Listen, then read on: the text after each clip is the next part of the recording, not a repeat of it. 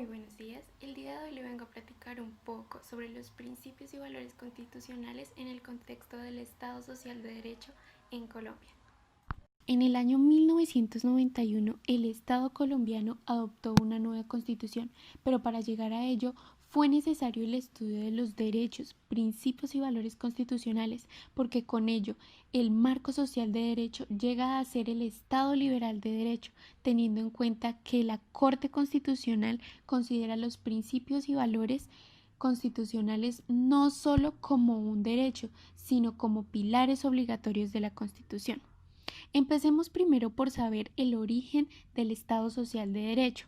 Este se dio a partir del Estado de Bienestar, que fue consecuencia de las revoluciones y movimientos obreros a principios del siglo XIX en Europa y América. Esto generó cambios en el orden político y económico.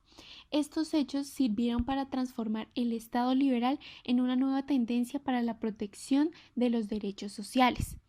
Por otro lado, está el Estado Constitucional Democrático, que se dedica a la actividad intervencionista del Estado, pretendiendo consagrar nuevos valores y derechos a través de la segunda y tercera generación de los derechos humanos. Así nació el Estado Social de Derecho.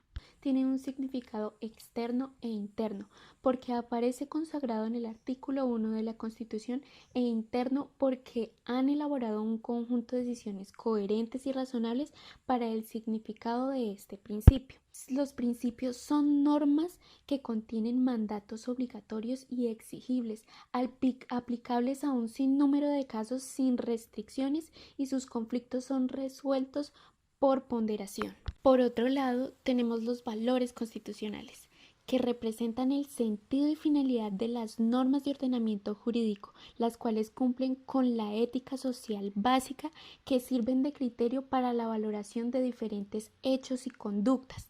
Las reglas constitucionales son prescripciones con mandatos de hacer, en los que figuran supuestos hechos y consecuencias que prohíben o permiten algo.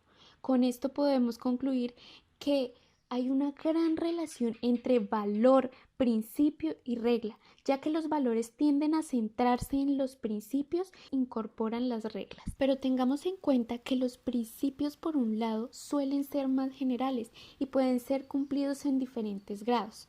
En cambio, las reglas contienen disposiciones específicas de hechos y solo tiene dos opciones: se pueden cumplir o no. Por otro lado, los principios sirven para interpretar normas, teniendo en cuenta que los principios se desarrollan, pero los valores se realizan. Suelen existir conflicto entre reglas. Cuando se plantea esto, demuestra que es un problema de validez, es decir, que una de las dos reglas no es válida y solo puede ser solucionado introduciendo una cláusula de excepción en una de ellas o declarando una invalidación de la regla. Por el contrario, cuando existen conflictos entre principios, se resuelven por importancia, sin afectar su validez, y deben ser solucionados de manera de que un principio ceda al otro. En el preámbulo de la Constitución del 91 se señala como una norma vinculante que contiene principios y valores constitucionales con el fin de fortalecer la unidad de la nación, asegurar vidas, la convivencia, el trabajo, la justicia, la igualdad, el conocimiento, la libertad y la paz del país. Los principios fundamentales y fines del Estado orientan la Constitución y la actividad del Estado. Siendo así, la Corte Constitucional indicó que los principios como normas de mandato son normas que condicionan a las demás normas, pero con mayor grado de eficiencia. Teniendo en cuenta lo anterior y ya habiéndonos establecido en la Constitución que somos un Estado social de derecho, se puede decir que nos regimos por principios y valores de carácter constitucional, y siendo de esta manera, la Constitución del 91 estableció amplios y suficientes mecanismos para garantizar la efectividad de los derechos constitucionales, y existen 4 requisitos para identificar un derecho fundamental. El derecho fundamental debe provenir de un principio constitucional en el que debe tener una eficacia directa y su contenido debe ser esencial.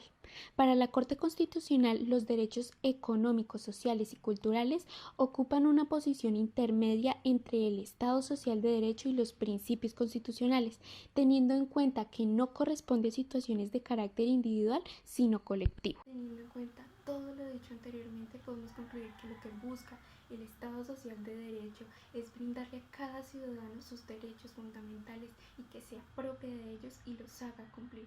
Todos tenemos derecho a la vida, a la igualdad, a la educación, a la libertad, a la participación ciudadana y a la justicia social, entre muchos otros.